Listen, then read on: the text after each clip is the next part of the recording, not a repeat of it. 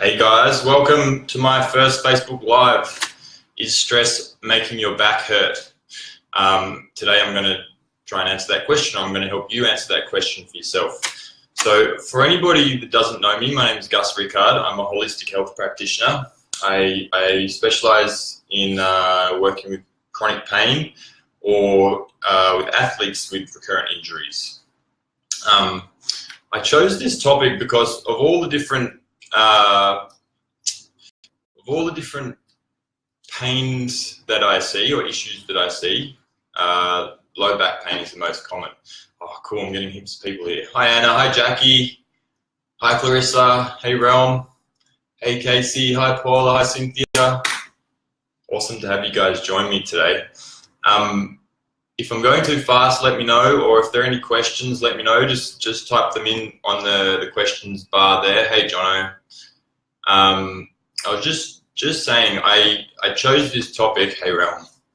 I chose this topic because low back pain is probably the most common issue that I see, and because it's just such a little known fact that stress is a huge trigger for low back pain. And, I mean, for all pains. Hey, Lee J. Hi, Dean.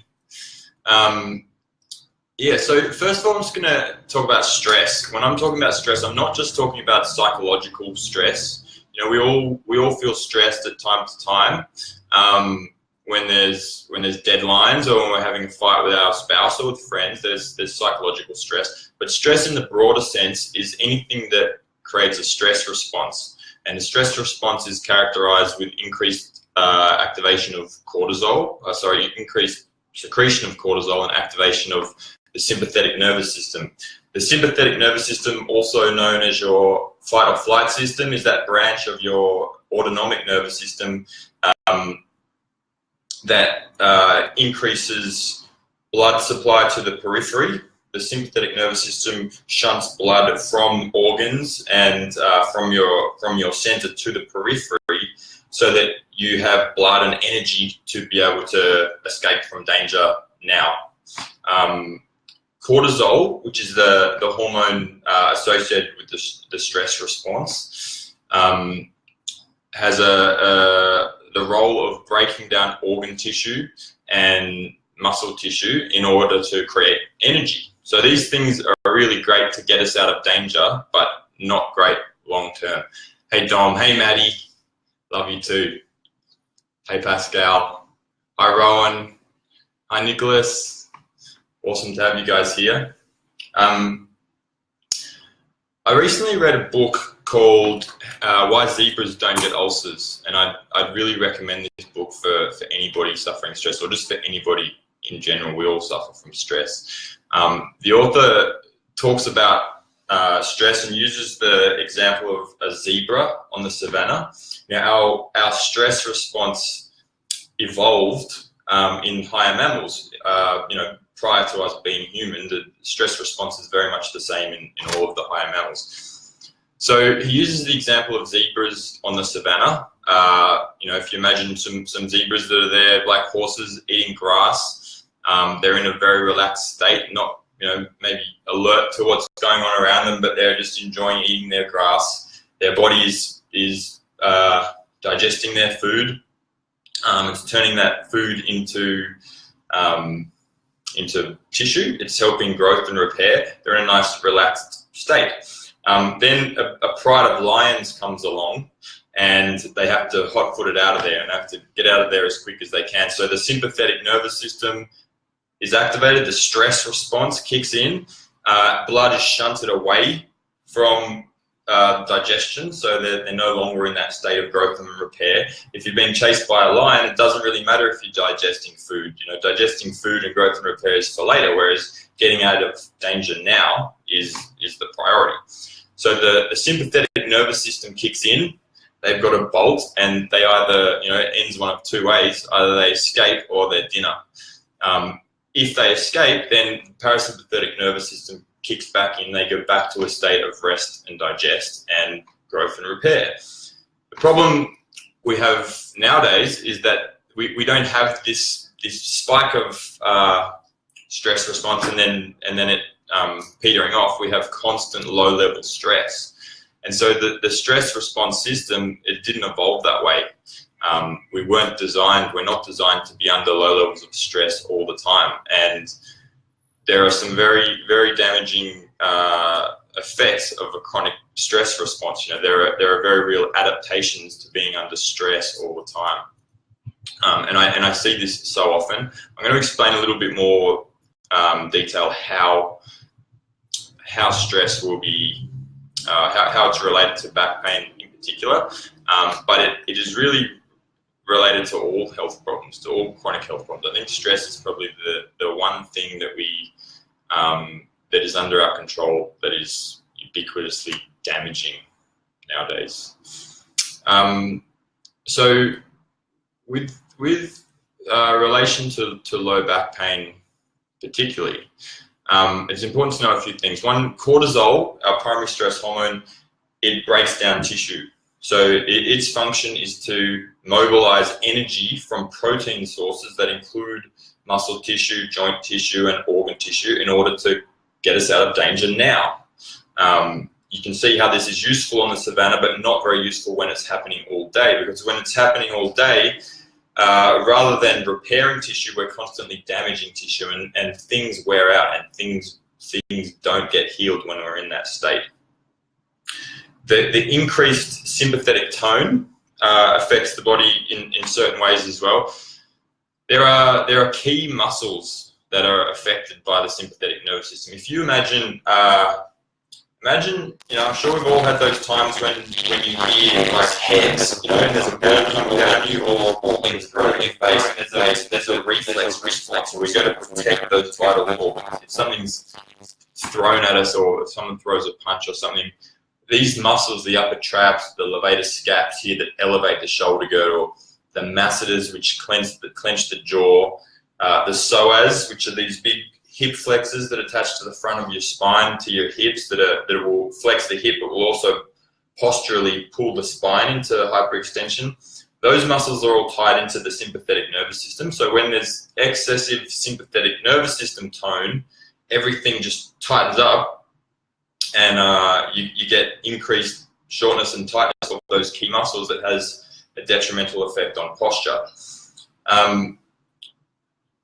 The third reason is that stress has a huge effect on digestion. So in order for us to digest and assimilate food properly, we need to be in a parasympathetic state. If you're under a low level of stress, the sympathetic nervous system inhibits the parasympathetic system. Those two are like the brake and accelerator of your car, right? So the sympathetic nervous system is amping everything up. That's the accelerator.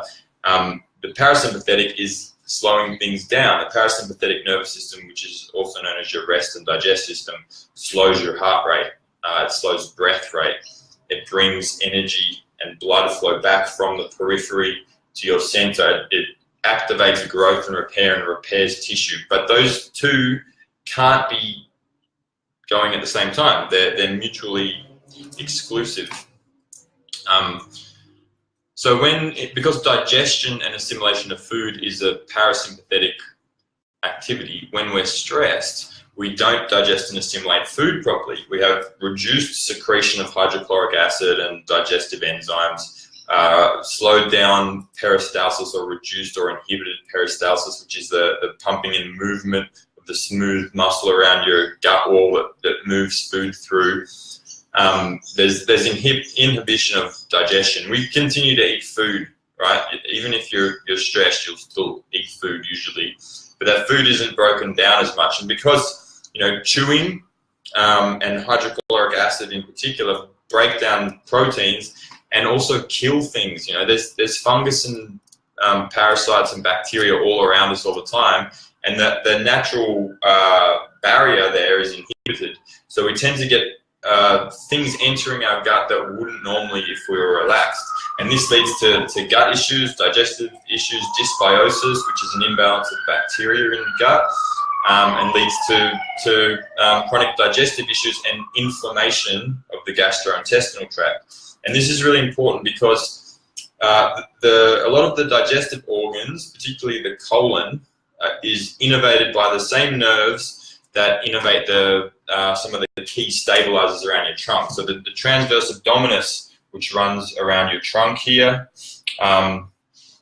your pelvic floor that sits at the base of your pelvis, your diaphragm, which sits up there, and little paraspinal muscles called multifidus. Those things are all tied in to the same neurological loop as your digestive organs. So if there's any inflammation or pain coming from those organs, it'll shut down those key stabilizer muscles.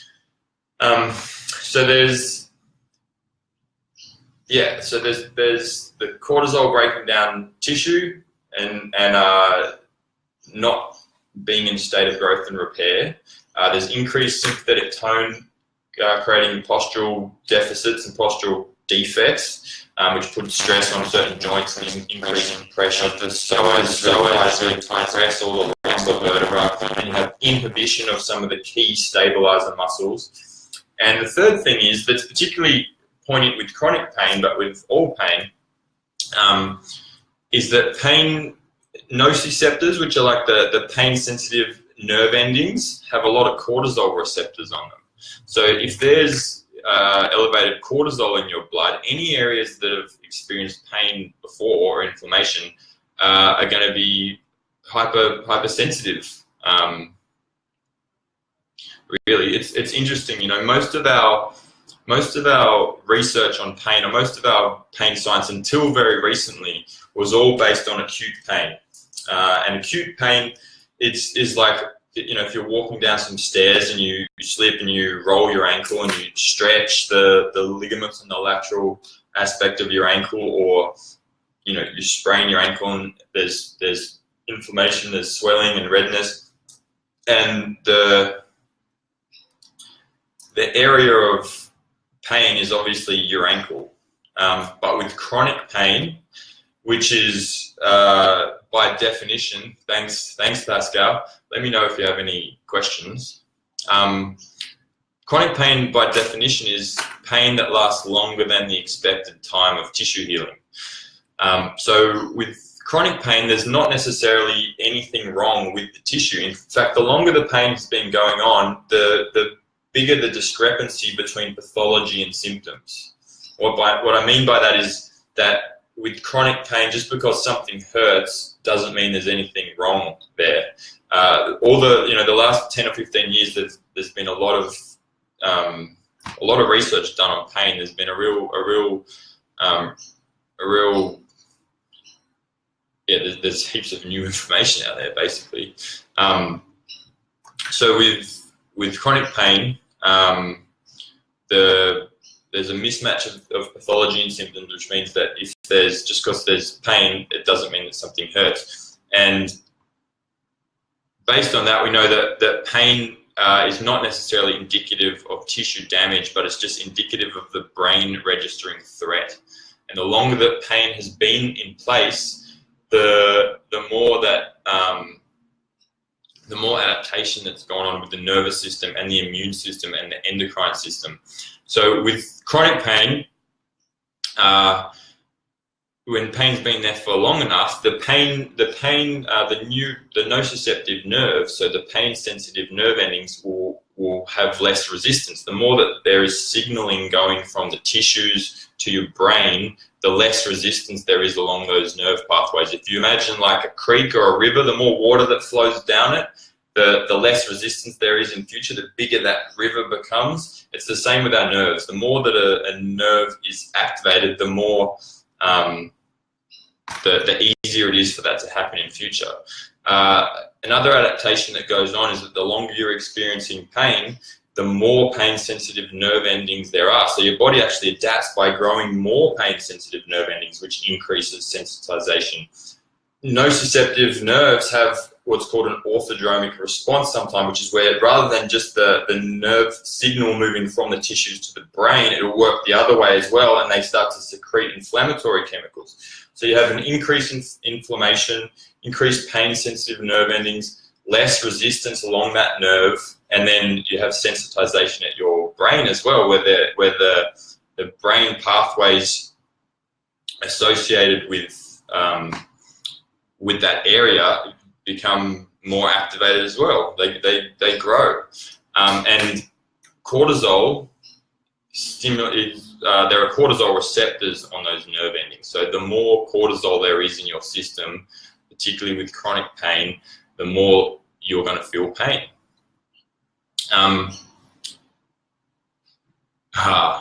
Hey Sean, get a new Wi-Fi connection. Hi Adelaida. Hey Mark. Okay, so basically that's how pain affects your low back, or any area. You know, there are some things that I've just said that are specific to low back pain, but a lot of that is specific to pain in general. So what do you do to overcome this? You know, what do you do if you're stressed and you think that stress is related to your pain? First of all, it's important to note what I said before about there being a mismatch between pathology and symptoms.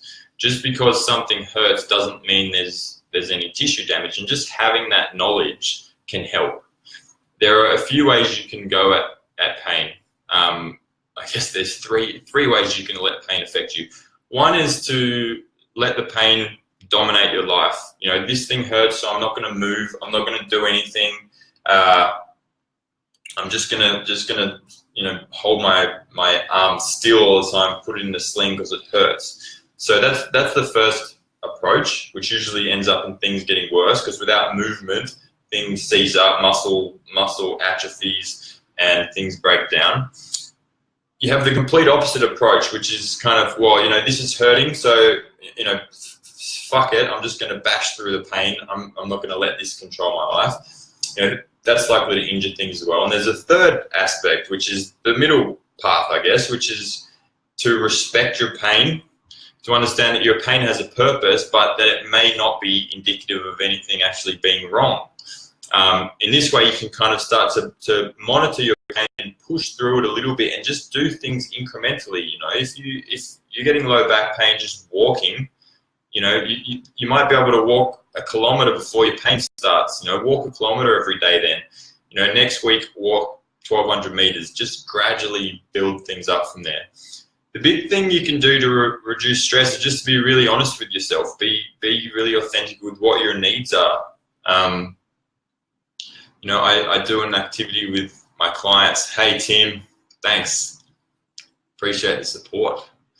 I do an activity with my clients where I look at their ideals and I look at their ideal day, and I get them to write down everything that they would be doing in their ideal day.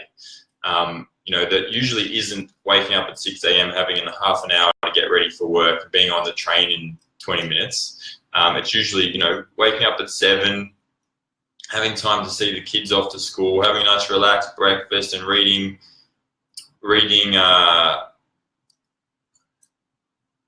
sort of back to speak. So get a Swiss ball, Tim. If you're sitting on a Swiss ball, then your back can move, the discs can move. If you've been sitting all day, because back pain doesn't have to necessarily be related to stress. It could be just a postural pain. If you're sitting in a slouched position all day and the muscles of your low back aren't getting blood supply, that can make you hurt. There's heaps of different reasons. But yeah, move, go for a walk if it's hurting would be the first thing. Where was I? Yeah, so the ideal day. So I get my clients to write down their ideal day, and the bigger the discrepancy between your ideal day and your actual day, the more stress you're going to be under.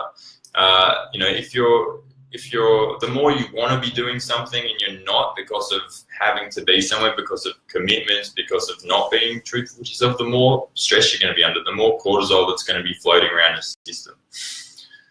The other thing you can do is breathing. So this is a really big one. Breathing is like it's the doorway into our autonomic nervous system. So the autonomic nervous system is that branch of your nervous system that's not under voluntary control. It controls things like your heart rate, like digestion and assimilation. It's the sympathetic and parasympathetic branches that I've been talking about. We can control that through breath. Pleasure, Tim, anytime. We can control this through the breath. So when you're stressed, you're going to breathe with your chest, right? You're going to be breathing up here, short, sharp breath, lots of oxygen, but not so much relaxation. If you breathe with your belly diaphragmatically, which is when you're breathing in and your tummy's expanding, breathing out and it's falling, this is going to activate the parasympathetic branch. So practice diaphragmatic breathing. You can lie on your back, you can breathe with your belly, put one hand on your chest, one hand on your tummy, make sure that the tummy hand finishes moving before the chest hand starts moving.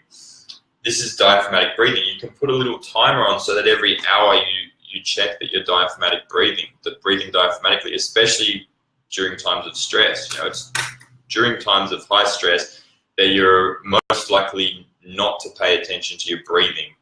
And as I said, when you breathe with your chest, there's little muscles here, the scalenes get really short and tight. You're going to compress the cervical vertebra. They can compress and strangulate the nerves from the brachial plexus that exit there and cause all sorts of things. So breathe diaphragmatically is the second thing. Hydration is huge. Your body, everything needs water, obviously. Every process in the body is completely dependent on hydration. Your body will have no qualms in drawing water from joints in order to keep other more vital processes going. So if you're dehydrated, joint tissue and fascia is very likely to be affected. So keep well hydrated. Fourth thing that's really big is blood sugar. Monitor, or not monitor, but keep, be real with your blood sugar. Anytime you eat any carbohydrate food on its own, whether it's a complex carbohydrate like a piece of bread or a potato, or it's a simple sugar like a jelly bean or an apple or juice or something, it's going to have a blood sugar spike. Your metabolism is like a fire. If you imagine it like a fire, and carbohydrate foods are like kindling and paper, and then protein and fat are like logs. They give you energy to burn all day. Thing with blood sugar is when we eat food, when we particularly carbohydrate foods, your body will respond by secreting insulin. So the more carbohydrate we have in our blood, the more insulin we have. Insulin draws sugar from the tissues, from the blood into the tissues to be stored.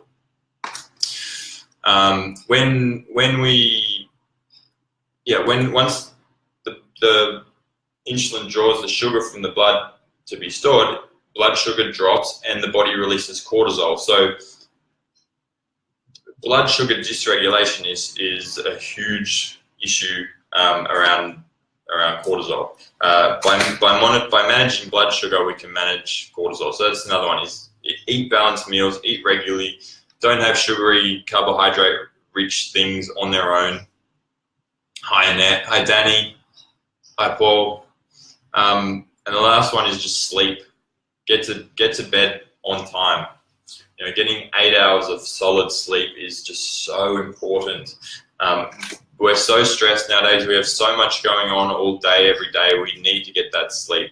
I read somewhere a while ago an article about pre-agricultural humans that they would have only done about 3 hours of vigorous activity a day, like 3 hours of activity a day, and that was walking and picking, not necessarily hunting and like crazy stuff. And the rest of the time they were just chilling out, and that's how we've evolved. So because we can't do that nowadays, get some sleep. Get a good 8 hours from 10 p.m. to 6 a.m. Make sure your room is dark. Make sure that you're winding down up until then, so that you have a deeper rest, and get good sleep. That's it for me, I think, guys. If anyone has any questions, I'm just looking over to see if there are any. You can, Adelaide, totally. Yeah, if anyone has any questions specifically, let me know. Otherwise, I'll see you all later. If anyone, I'm going to do this fortnightly, so if anyone has any topics they'd like, let me know. If there are any questions, you can private message me. I might make a little post just asking, with some ideas, and do a little poll for future things. But yeah, thanks for joining me, guys. It's been a pleasure, and I'll see you all soon. Ciao.